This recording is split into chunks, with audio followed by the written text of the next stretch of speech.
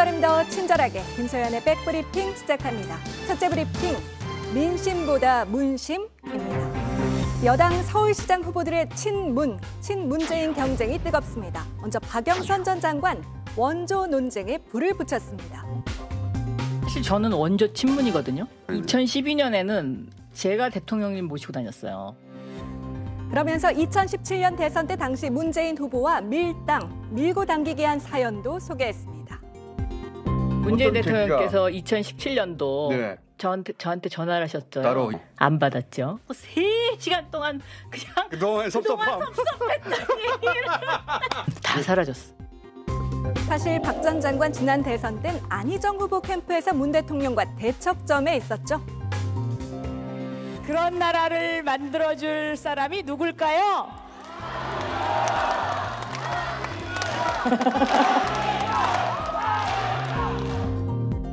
자, 과거는 과거일 뿐일까요? 지난달 문 대통령 생일 땐 문재인 보유국이란 표현까지 썼습니다.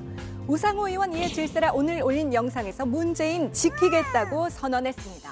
앞서 친문 성향 게시판에 직접 이런 글도 올렸는데요. 김대중 대통령 정보통신산업 일으키셨던 또 청와대 이지원을 직접 개발해서 보급했던 노무현 대통령 아마 여러분들하고 훨씬 더 잘 맞는 게 아닌가. 또 문재인 대통령을 지키는 데 선봉에 서서. 하지만 우 의원 역시 과거 친문 세력과는 거리를 뒀었죠.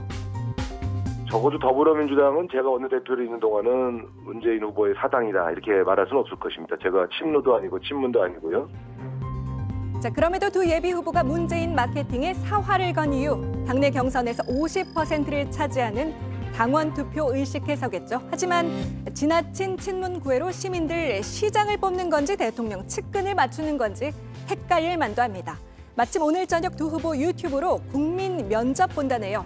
자, 이번엔 문심보다 시민의 민심을 먼저 살피는 모습 기대해봐도 될까요?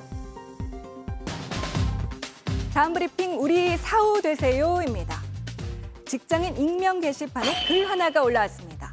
너희가 아무리 뭐라 해도 우리 회사는 정년 보장, 평균 연봉 1억이다. 밖에서 욕하지 말고 능력되면 우리 사원님 되세요라고 쓴 겁니다. 회사 직원이란 걸 인증해야 쓸 수 있는 글인데 글쓴이의 직장은 다름 아닌 공영방송 KBS였습니다. 이 글 사실 김웅 국민의힘 의원 겨냥한 겁니다. 김 의원이 여당 의원의 며칠 전 이 발언.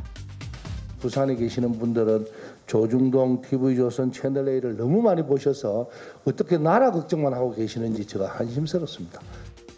이 발언 비꼬면서 KBS를 보라고 했거든요. 김 의원 코로나 경제난에 수신료 인상 논의 비판하며 KBS의 높은 연봉 얘기 꺼내든 겁니다. 사실 수신료 현실화는 KBS의 수건 사업 중 하나죠. 그동안 수차례 시도했지만 번번이 반대 여론에 무산됐는데 드디어 지난달 말 KBS 이사회 수신료 월 1,300여 원 올리는 안을 상정했습니다. 이 민감한 시기에 직원 글이 논란이 되자 KBS 곧바로 입장을 내 송구하다고 했습니다.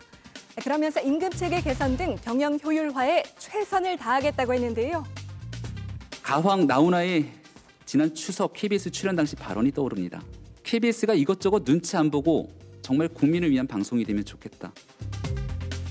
자, 이쯤에서 이 노래 한번 들어야 하지 않을까요?